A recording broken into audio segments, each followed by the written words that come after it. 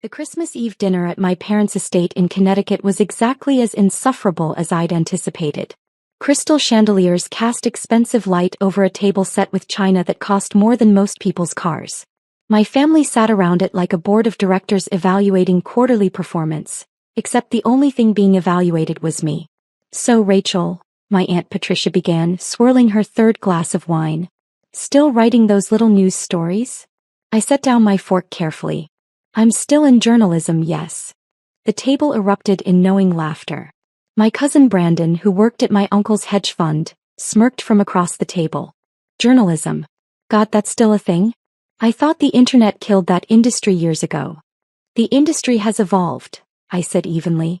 "Evolved into irrelevance," my father added, cutting into his prime rib with the precision of a man who'd spent 40 years making corporate enemies. "Nobody reads news anymore. It's all social media and influencers now.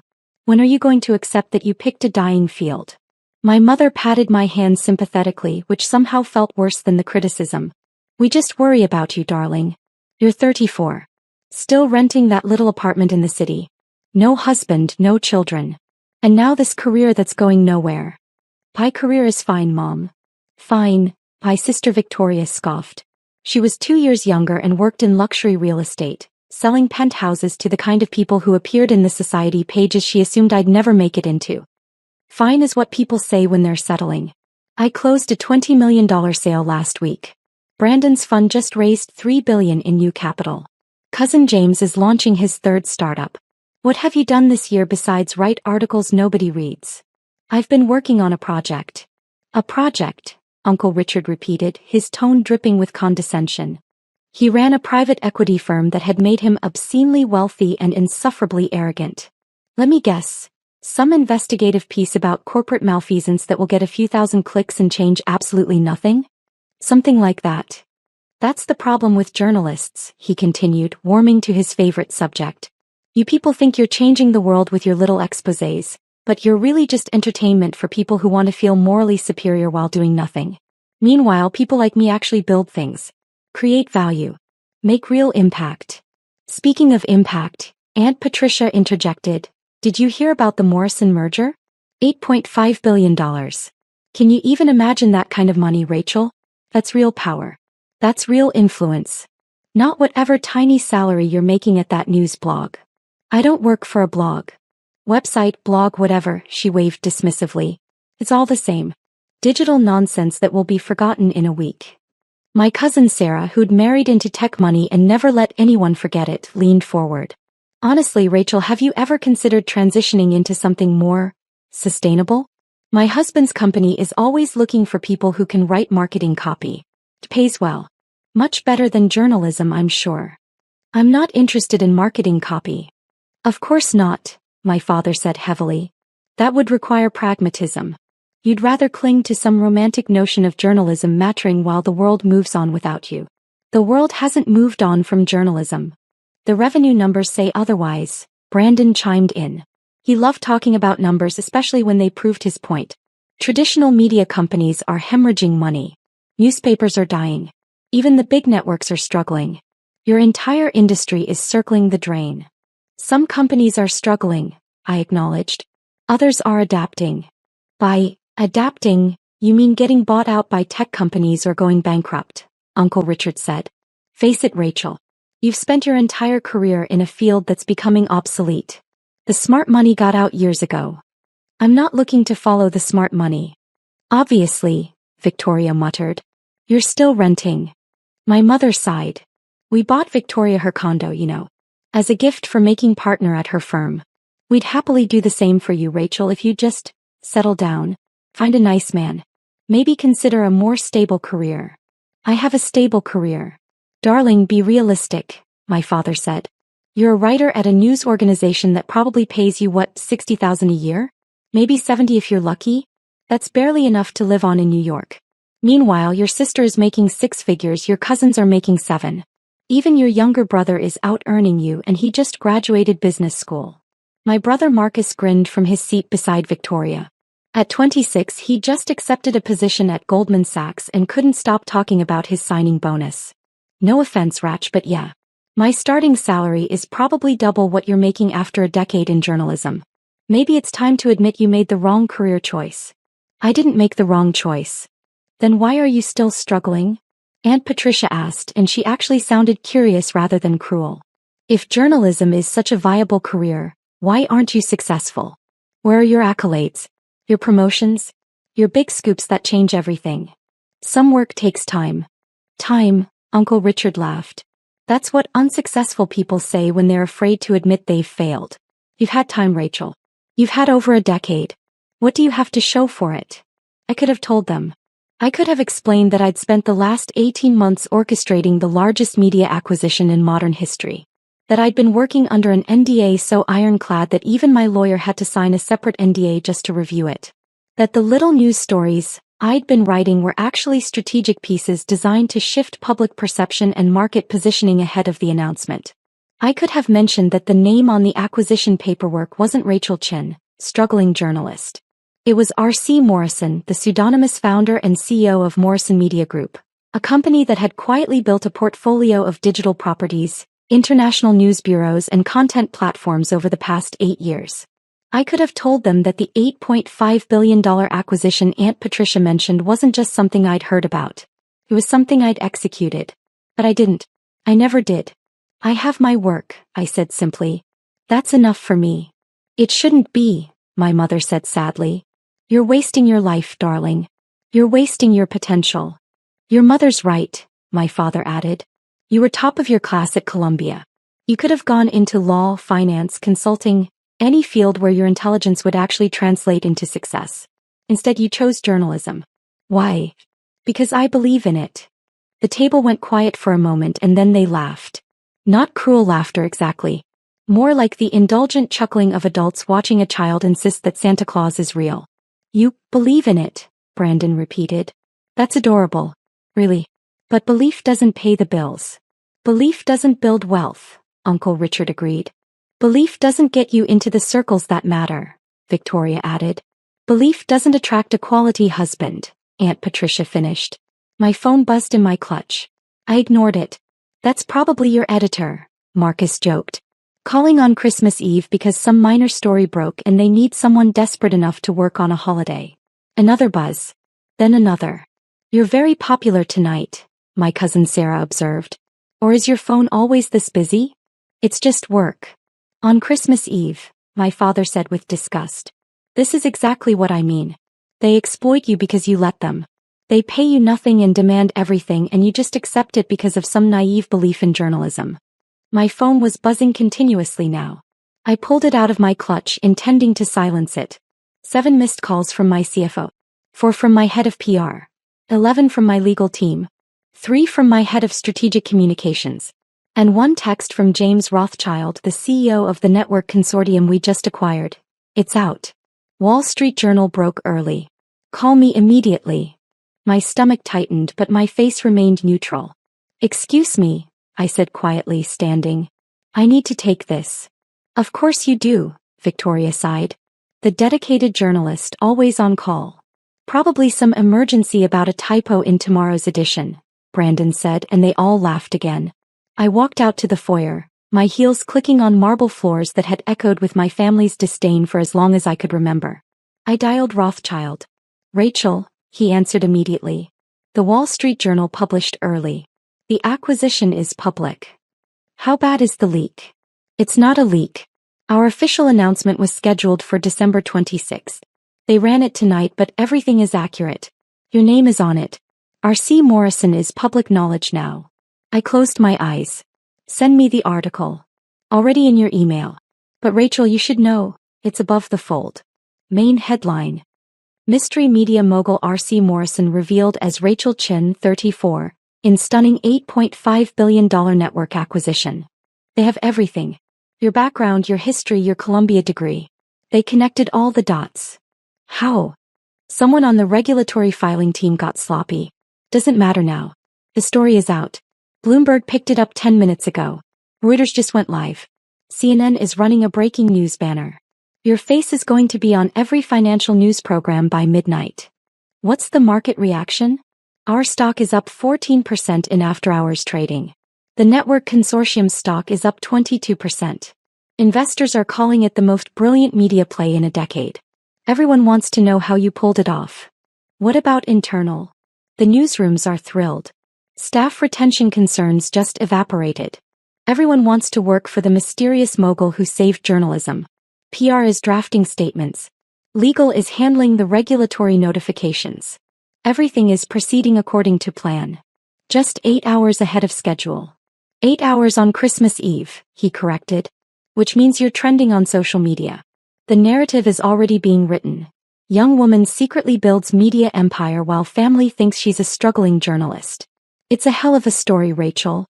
It's my life, not a story. Well, it's both now. You need to make a statement.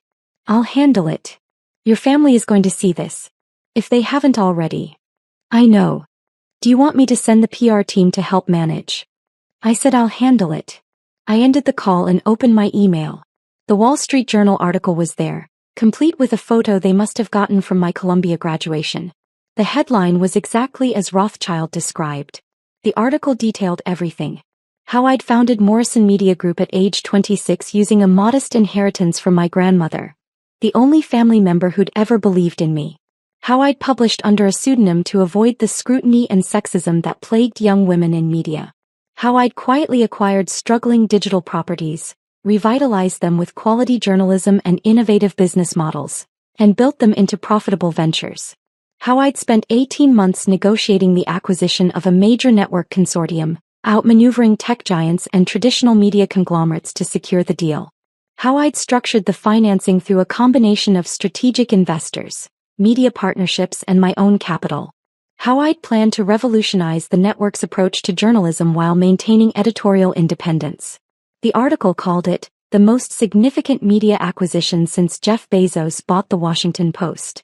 It compared me to Katharine Graham and Arianna Huffington. It described my vision for the future of journalism in glowing terms. And it included my family's address in Connecticut. I heard footsteps behind me. My mother appeared in the foyer, her face pale. Rachel, she whispered. Your father just got a call from one of his colleagues. Something about you on the news. Something about billions of dollars. He said it must be a mistake, someone with the same name, but... It's not a mistake, Mom. She stared at me. What? The acquisition is real. The company is mine. The story is accurate. You bought a television network? I bought a consortium of 3 networks, actually, plus their digital properties, international bureaus, and content partnerships. For $8 billion? $8.5 billion. The article was rounding down. My father appeared, his phone in his hand, his face red. Rachel, what the hell is going on? Richard just texted me a Bloomberg article with your name on it. Something about you being a CEO? I am a CEO. I have been for 8 years. 8 years, he repeated slowly. You've been running a company for 8 years and never mentioned it? I've been building a media empire while you all assumed I was a failure. Yes. Victoria emerged from the dining room, her own phone glowing in her hand. This can't be real. You can't be R.C. Morrison. That person is a genius. Billionaire. You're just a news writer? I finished quietly. That's what Aunt Patricia called me about an hour ago. More family members poured into the foyer now, all clutching phones, all wearing expressions of shock. Uncle Richard's face had gone from red to purple. Brandon looked like someone had hit him with a brick. You're R.C. Morrison, Uncle Richard said, his voice strangled. The R.C. Morrison who's been acquiring media properties across 3 continents? Yes. The one who turned around the Tribune network in 18 months? 22 months actually, but yes. The one whose worth, he consulted his phone, according to Forbes, north of $3 billion? Forbes is estimating based on partial information. The actual number is higher. Silence. Complete total silence. My cousin Sarah broke it first, her voice small. You let us mock you. For years. You sat there and let us talk about your failed career while you were secretly a billionaire. I wasn't secretly anything. I was working. You all just assumed that because I didn't brag about it, there was nothing to brag about. You could have told us, my mother said, tears in her eyes. You could have said something. Anything. Why? So you could take credit? So you could tell your friends that your daughter was successful? You spent years telling me I was a disappointment. That I'd made wrong choices. That I was wasting my life. Why would I share my success with people who never believed in me? We're your family, my father said, but his voice had lost its authority. You treated me like a failure. Every holiday, every family gathering, every phone call. You compared me to Victoria, to Brandon, to Marcus. You found me lacking. You pitted me. We didn't understand, Victoria whispered. You didn't try to understand. You assumed. You judged. You mocked. Aunt Patricia had gone very quiet. The dinner conversation, she said slowly. When I asked about the Morrison merger. You done it. And you sat there and let me patronize you about real power and real influence. You were explaining my own acquisition to me. It seemed educational to hear your perspective. This is insane, Brandon said, running his hands through his hair. You've been sitting on a $3 billion fortune and living in a rental apartment? I like my apartment. It's close to my office. Your office, Marcus repeated. Where is your office? I have several. Primary headquarters is in Manhattan. International offices in London, Singapore, and Sao Paulo. The network consortium headquarters is in Los Angeles, but I'll be spending more time there now that the acquisition is public. $3 billion, Uncle Richard said again as if he couldn't quite process it. You're worth more than my entire fund. 4.2 billion actually after tonight's stock movement. Your fund is worth about 2.8 billion according to the last valuation I saw. So yes, I'm worth more. He looked like he might be sick. Why didn't you tell us? My mother asked again. Why did you let us think you were struggling? I wasn't struggling. You assumed I was struggling because I didn't live the way you expected me to. I didn't buy a mansion or drive a luxury car or marry rich. I invested in my company, my vision, in the work. But we could have helped, she insisted. We could have supported you. We could have. You could have believed in me, I interrupted. You could have respected my choices.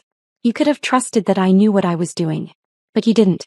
You spent a decade assuming I was a failure because I didn't succeed on your terms. My phone was ringing again. I glanced at it. My head of communications. I need to take this. I have a company to run and a media storm to manage. Rachel, wait, my father said. We need to talk about this. We need to understand what happens now. Now I go back to work. I've got 3 networks to restructure, 2,000 employees counting on me, and a vision for the future of journalism to implement. What you do now is up to you. You can't just leave, Victoria protested.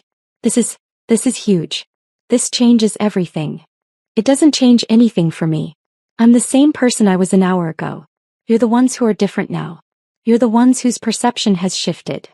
Of course our perception has shifted, Uncle Richard snapped, some of his old arrogance returning. We thought you were nobody. Turns out you're one of the most powerful people in media. That's a significant update. And there it is, I said quietly. When you thought I was nobody, I wasn't worth respecting. Now that you know I'm powerful, suddenly I matter. That tells me everything I need to know about this family. That's not fair, my mother said. Isn't it? Aunt Patricia literally said that journalism was dead and I was writing little news stories that nobody reads. Now she knows I own 3 major networks and she's what, impressed? Should I be grateful for her approval now that it's based on my bank account instead of my character? You're being cruel, my sister said. I'm being honest. Something this family has never been good at. I answered my phone. Chin. Rachel, it's Amanda, my head of communications said urgently. We need a statement. The networks want interviews. CNN, Bloomberg, CNBC, everyone. They want you live tomorrow morning. I'll do one statement. Written. No interviews until after New Year's. They're going to push back hard. Let them. I've spent 8 years building this company in private. They can wait 1 more week for me to talk about it publicly. What about the narrative? Everyone's running different angles. Some are focused on your age, some on your gender, some on the pseudonym, some on the family angle. The family angle? Someone already pulled property records for your parents' address. They know you were at a family Christmas party when the story broke. The optics of the struggling journalist secretly being a billionaire while her wealthy family condescends to her it's a very compelling narrative. I looked at my family, still frozen in the foyer, all staring at me with expressions ranging from shock to confusion to calculation. The family angle is off limits, I said firmly. Make that clear to everyone. My family is not part of this story. Rachel, with respect, they made themselves part of the story the moment they... Amanda. The family is off limits.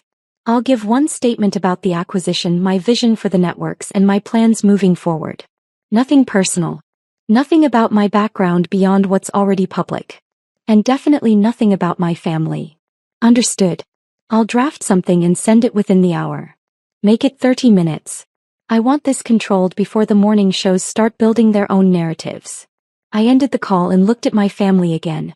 You're protecting us, my father said slowly. After everything we said tonight, you're keeping us out of the media narrative. I'm protecting my company.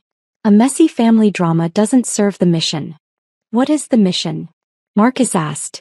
He sounded genuinely curious. To prove that quality journalism can be profitable.